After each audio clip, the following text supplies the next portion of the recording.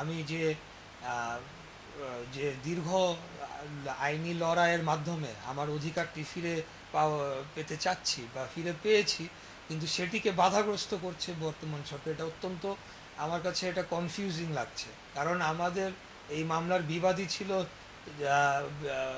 অবৈধ ঘোষিত মেয়র তাপস, এবং এর আগে যে নির্বাচন কমিশন ছিল নুরুল হুদা, তারা তো তাদের পক্ষে কেন এই সরকার মানে এখন ওকালতি করবে বা করছে, বা আমাকে বাধাগ্রস্ত করার মাধ্যমে তাদের পক্ষ নিচ্ছে কিনা, সেই বিষয়টি তো এখন সামনে চলে এসেছে। সেই প্রশ্নটি আমার মনেও যেরকম আসছে, এরকম আমার শুভানুধ্যায়ী শুভাকাঙ্ক্ষী এবং ঢাকা দক্ষিণ সিটির যারা ভোটাররা যারা রয়েছেন অনেকেই, বহু মানুষ আমার সাথে যোগাযোগ করছেন এবং তারা বিষয়টি জানতে চাচ্ছেন।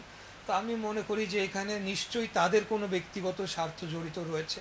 তা না হলে কেন তারা আমার অধিকারটাকে বঞ্চিত করার জন্য তারা পদক্ষেপ নেবে? নিশ্চয়ই তাদের কোনো রাজনৈতিক স্বার্থ রয়েছে, এবং অর্থনৈতিক কোনো স্বার্থ থাকলেও থাকতে পারে, সেটা আমি সরাসরি আমি জানি না। তবে আমি জানি যে ঢাকা উত্তর এবং দক্ষিণ সিটি কর্পোরেশনে তারা নিজস্ব প্রশাসক নিয়োগ দিয়েছে, এবং সেখানে স্বেচ্ছাচারিতা এবং যথেষ্টচারিতা চলছে, এবং তারা তাদের মতো করে সেখানে বিভিন্ন ধরনের অনিয়মেরও খোঁজ খবর আমরা পাচ্ছি। তো হয়তোবা আমি দায়িত্ব গ্রহণ করলে সেই সব যারা কর্মকাণ্ড তারা করছে সেগুলো বাধাগ্রস্ত হতে পারে, সেই কারণে হয়তোবা তারা আমার ফাইলটি আটকে রেখেছে। কয়েকটি বিষয়কে দেখলে তিনি আলোর মধ্যে স্পষ্ট, সেটি হচ্ছে তারা প্রশ্নবিদ্ধ দেখেই তারা দেশ ছেড়ে পালাতে বাধ্য হয়েছে, তাদের যে প্রশাসন সবাই দেশ ছেড়ে পালিয়েছে। এবং নির্বাচনটা বৈধতা নিয়ে যে রিট করা হয়েছিল সেটিও নির্বাচন কমিশন এবং হাইকোর্ট থেকে সেটিও রায় দিয়েছে। তাহলে এত কিছুর পরও কেন আসলে সরকার আপত্তি?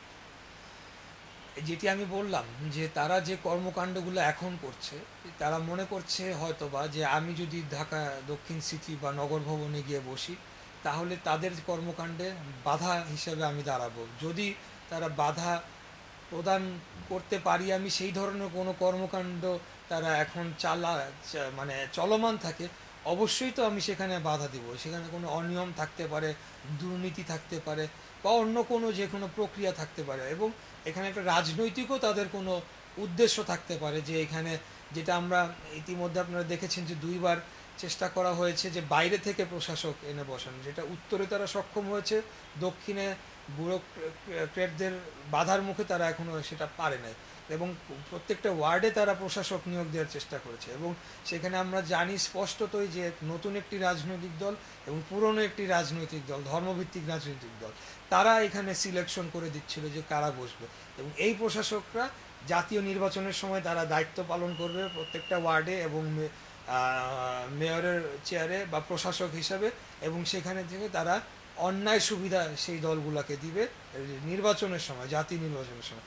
সেটার বিরুদ্ধে আমি সোচ্চার ছিলাম, আমি জোরালোভাবে প্রতিবাদ করেছি, সামাজিক যোগাযোগ মাধ্যমেও আমি লিখেছি, এবং আমি ফিজিক্যালিও বলেছি যে এই ধরনের কোনো প্রক্রিয়াকে আমরা প্রতিহত করার জন্য বাংলাদেশ জাতীয়তাবাদী দল ঢাকা মহানগর দক্ষিণ শাখা এবং আমাদের যারা অন্যান্য যারা রয়েছেন আমরা প্রস্তুত রয়েছি।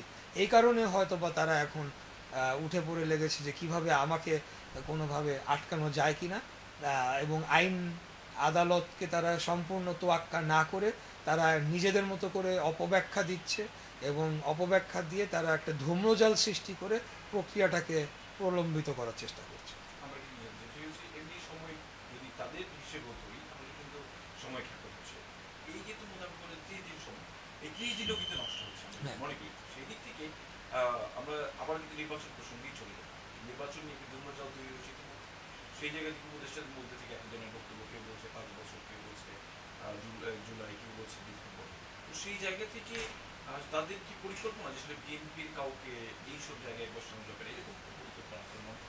সেটা তো স্পষ্টতই অবশ্যই এই কারণেই তারা করছে, এবং বিএনপির প্রতি একটা বিদ্বেষমূলক আচরণ কিন্তু সরকারের কোনো কোনো পক্ষ থেকে মহল থেকে করা হচ্ছে, এবং তারা প্রশাসনকে একভাবে তাদের নিজেদের মতো করে সাজানোর চেষ্টা করছে যাতে করে তারা একটা অন্যায় সুবিধা নিতে পারে জাতীয় নির্বাচনের সময়। এবং তারা মনে করছে যে এখানে জাতীয় নির্বাচনের সময় একটা ইম্প্যাক্টফুল হবে এই পথটা, এবং বিশেষ করে ঢাকা, এবং ঢাকা মানে আপনি জানেন রাজধানী, মানে এখানে সারা দেশে একটা ইম্প্যাক্ট করার সম্ভাবনা রয়েছে, যার কারণেই তারা চাচ্ছে না তাদের সেই কর্তৃত্বটা হারাক, এবং তারা আমাকে বাধাগ্রস্ত করার চেষ্টা করছে। আপনি আপনার অধিকার আদায়ের জন্য এতদিন পর্যন্ত সংগ্রাম করছেন, নির্বাচন এমন একটা সময় নির্বাচন করেছেন যখন তাদের বিরুদ্ধে কেউ কথা বলবার সাহস পায়নি, তখন আপনার কণ্ঠ উচ্ছ্বাস করেছিল।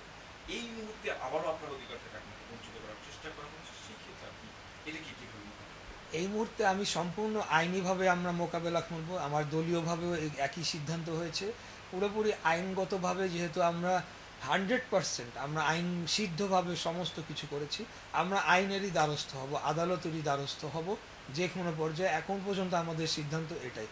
আপনি যদি বলছেন যে আমরা কি রাস্তায় আন্দোলন করব কি না, দেখেন এখন কথাটা অন্যভাবে ইন্টারপ্রেট করা যায়, বাট আমি জাস্ট উদাহরণ দেওয়ার জন্য বলছি। 5 তারিখের পরে 6 তারিখে আমরা যখন বের হলাম জেল থেকে, তারপরে কিন্তু মাসখানেক আমরাই পাহারা দিয়ে রেখেছি, অর্থাৎ বাংলাদেশ জাতীয়তাবাদী দল এবং অঙ্গ সহযোগী সংগঠন, আমাদের নেতা ভারপ্রাপ্ত চেয়ারম্যান জনাব তারেক রহমানের নির্দেশে পালাক্রমে আমরা পাহারা দিয়ে রেখেছি। পুলিশ প্রশাসনকে আমরা এস্টাবলিশ করে দিয়ে এসেছি থানায়। তা আমি যদি চাইতাম তখনই তো নগর ভবনে গিয়ে বসতে পারতাম, কেউ আমাকে আটকানোর ছিল না। বা এখনও আমি গ্যাজেট ঘোষণার পরে আমি এখন মেয়র পদে, আমি এখন গিয়ে আমার চেয়ারে বসবো, আমাকে কে বাধা দিবে? কিন্তু আমরা সেই ধরনের কিন্তু কোনো পদক্ষেপ নিচ্ছি না। আমরা চাই যে আইনের প্রতি শ্রদ্ধাশীল হয়ে সম্পূর্ণ আইনি প্রক্রিয়া অনুসরণ করে আমরা অগ্রসর হব, এবং সেখানে আমাদেরকে বাধা প্রদান করার চেষ্টা হলে আমরা আইনের দ্বারস্থ হব আবারও। সেখানে কোর্ট এবং আইন আদালত যেভাবে আমাদেরকে রেমেডি দিবে সেটা আমরা ফলো করব। ঢাকায় দুই সিটি কর্পোরেশন করেও জনতার মেয়র হিসেবে আপনার পরিচিতি হয়েছে, আমরা আশা করব নিশ্চয়ই সেটি আরও বেশি দিনের হবে। তবে পরিকল্পনার কথা বলে শেষ করা যাবে না, একেবারে বড় আকারে মুদ্রা করে যদি জানতে চাই, আপনি মেয়র নির্বাচিত হলে একেবারে বড় করে আপনাদের একটা পরিকল্পনা রাখতেন, যে কেমন ঢাকা দেখতে চান? ওয়েল, আমাদের ঢাকার যে বিভিন্ন সমস্যাগুলো রয়েছে সেই বিষয়ে আমরা সকলে অবহিত রয়েছি। এর মধ্যে মানে প্রথম এবং সবচেয়ে বড় সমস্যা এই মুহূর্তে আমরা যেটা চিহ্নিত করতে পারি কয়েকটির মধ্যে একটি, সেটি হবে গিয়ে যানজট। ঢাকা শহরে যানজট ভয়াবহ পরিস্থিতিতে চলে গিয়েছে। এটাকে সমাধান করা, নিয়ন্ত্রণ করা, কমিয়ে নিয়ে আসা অত্যন্ত জরুরি হয়ে পড়েছে। এবং এই যানজটের ফলে কিন্তু আমাদের বায়ু দূষণের মাত্রাও ভয়াবহ আকারে বেড়ে গিয়েছে। কারণ ঘন্টার পর ঘন্টা যানবাহনগুলা রাস্তায় থেমে তারা জ্বালানি পোড়াচ্ছে এবং বায়ু দূষণে সেটা এখানে কন্ট্রিবিউশন করছে। এখানে আমরা কাজ করব, আমরা বায়ু দূষণ নিয়ে কাজ করব।